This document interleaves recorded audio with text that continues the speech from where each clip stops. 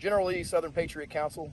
I'm here with the Honorable Chris Hill, a very close friend of mine and someone I respect very dearly. Good to have you, Chris. Likewise, brother. Thanks for coming, man, and thanks for unifying with the rest of us here in Macon, Georgia.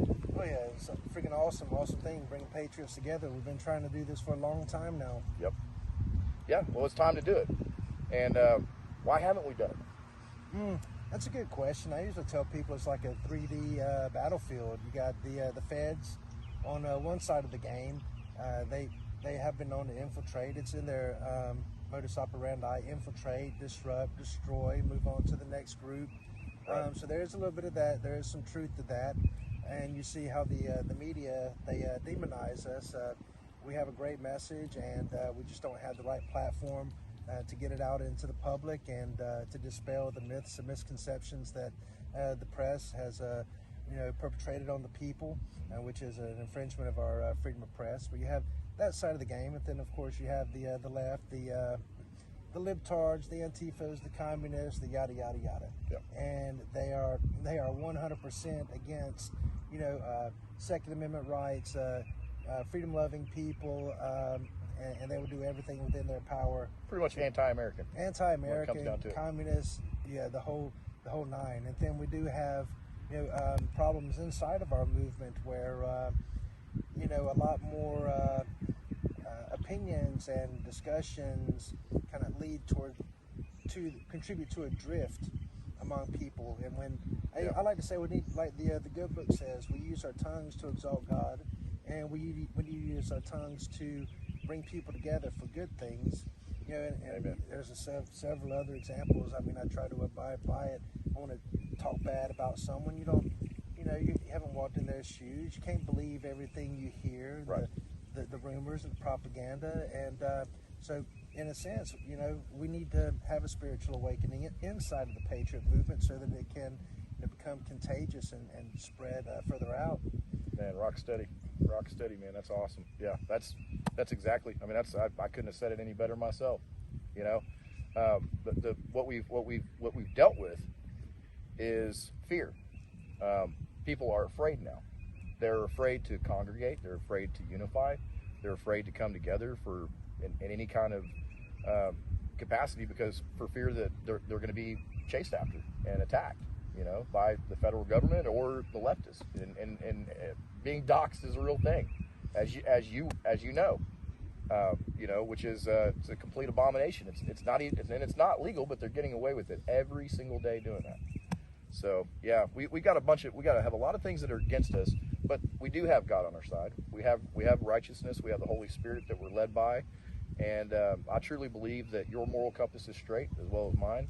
And pretty much everybody that's out here, we're all on the same page, with wanting to do the right thing for our country and stand up for what's right. And I have seen you do that over and over and over again, Chris. And for people to not recognize that and appreciate it, I just don't have much to say to them about it. Well, sometimes standing up for what you believe in means standing up alone. Yep. And to your point with the January 6th, and it has been absolutely silent, and there are several contributing factors, but with the FBI illegally searching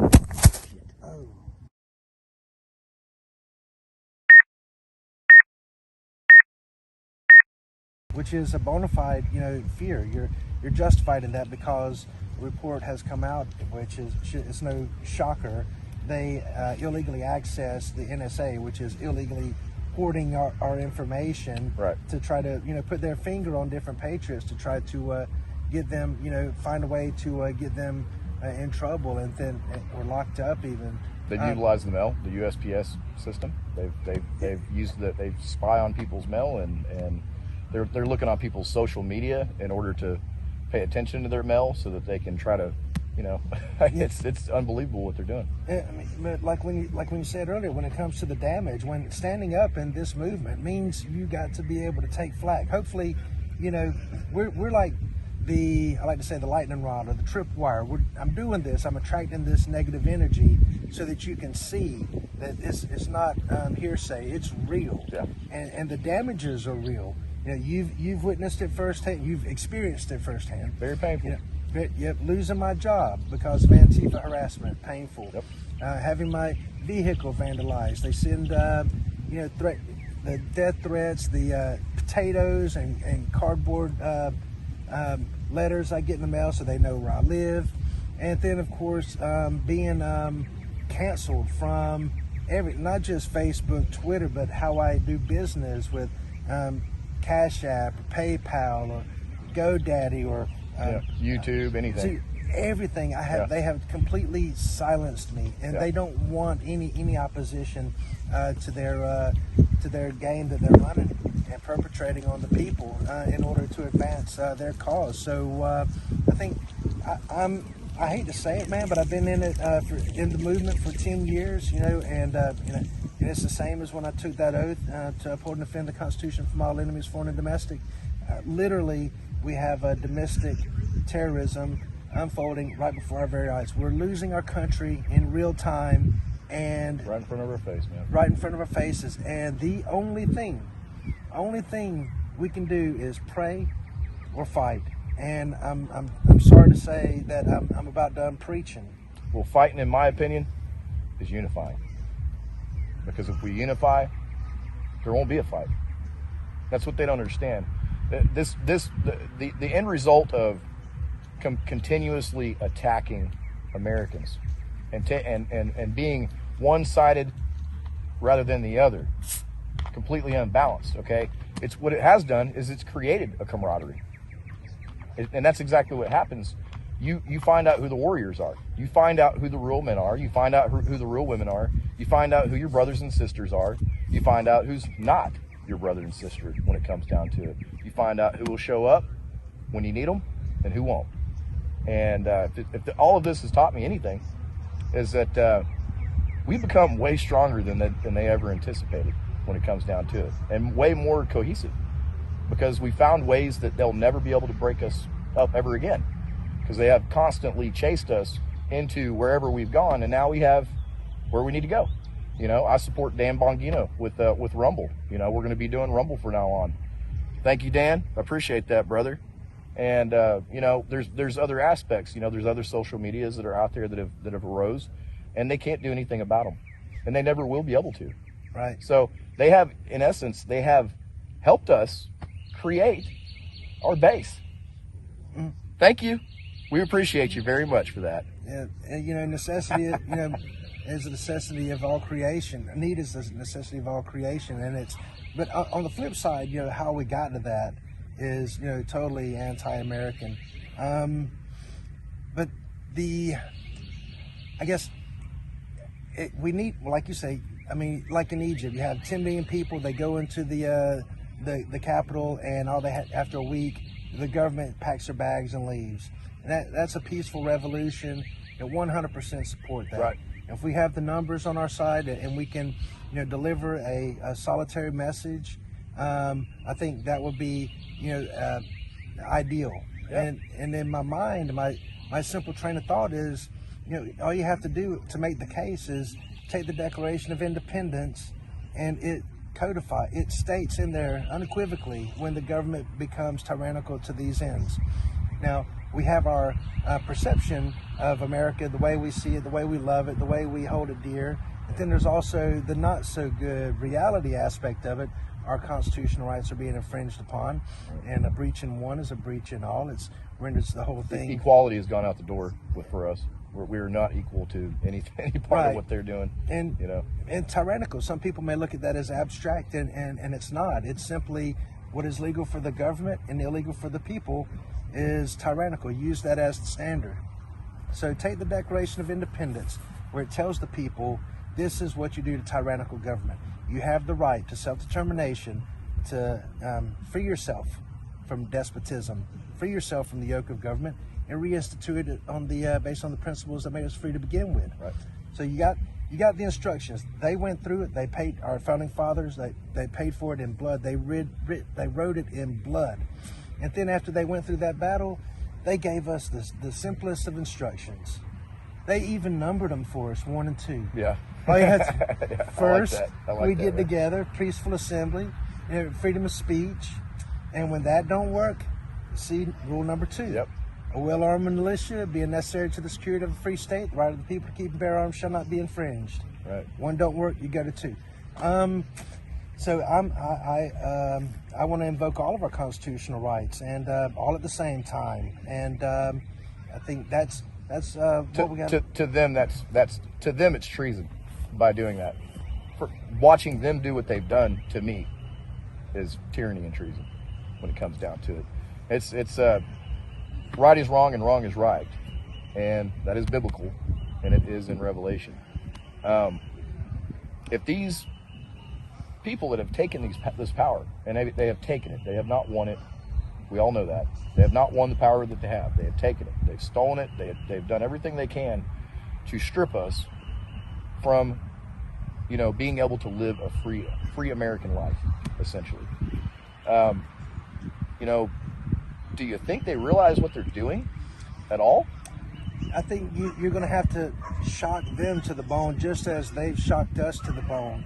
And just as we give our consent to be governed, we have the right to withdraw our consent to be governed. And if you have enough people laying it down on the line like that, it's all or nothing. Yeah. No more of this tap dancing on communism, tap dancing on our constitutional rights.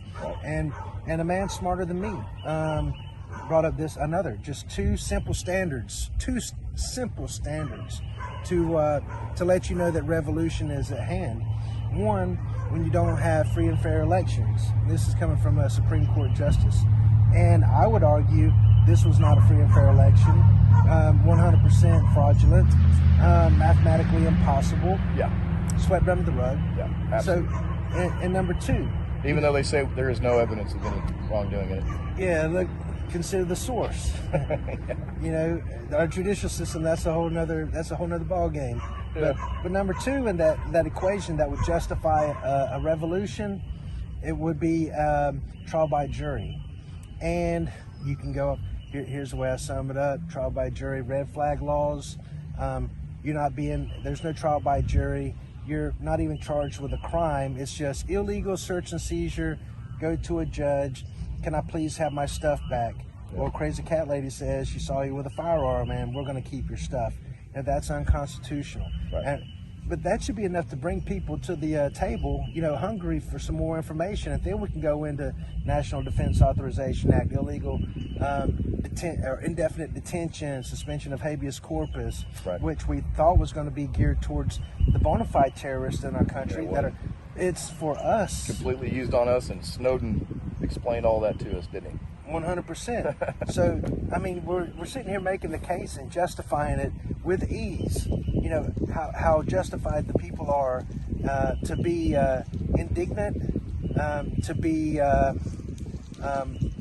ready for a peaceful revolution, and if need be, a violent one. Yep. If we have to do it, that's within our rights to be able to do that for our country and our Constitution.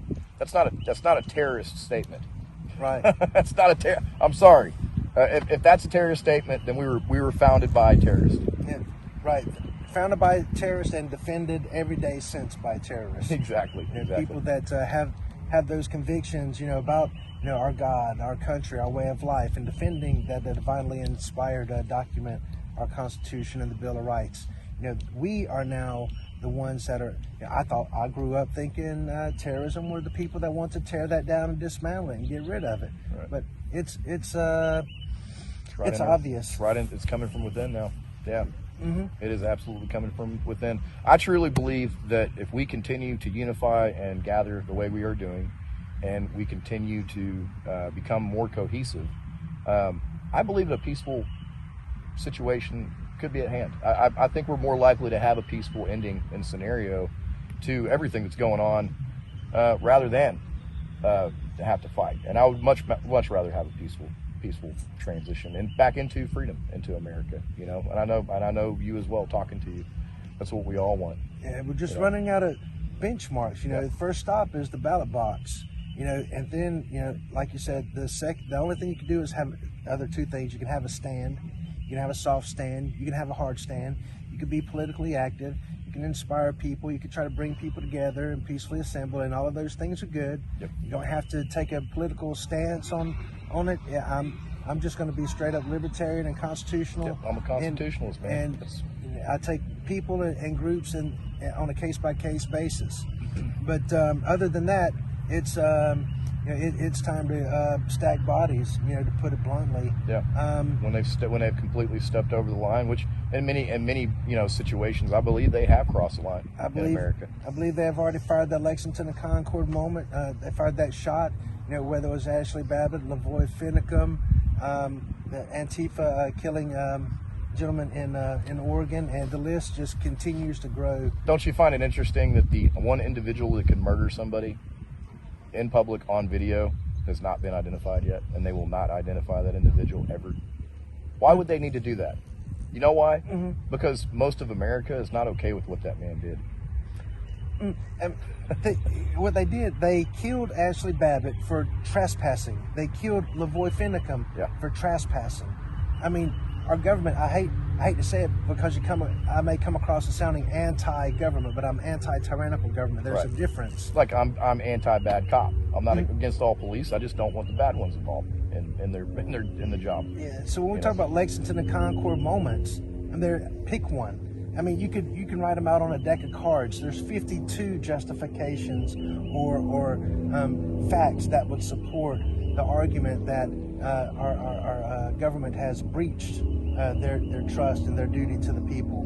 I mean, I can do it all day. Yeah, there's a list that goes on and on and on and on and on. It's a bottomless cup of inequities, and you got to get to the point like our founding fathers did. Don't want to suffer this any longer. Yeah, it's a lack of accountability and it started with a little bit of a lack of accountability, and it's grown and grown and grown and grown to the point where they can just boldly say whatever they want to say, even if it's just a straight lie now. And they have the media to support them and create that narrative. And you know what, man? We're going to continue to do this. We're going to unify. I'm going to continue to report and interview and get down to the real truth. And we're going to end up having real discussions is what we're going to end up having. And I appreciate you, Chris. How can we get a hold of you?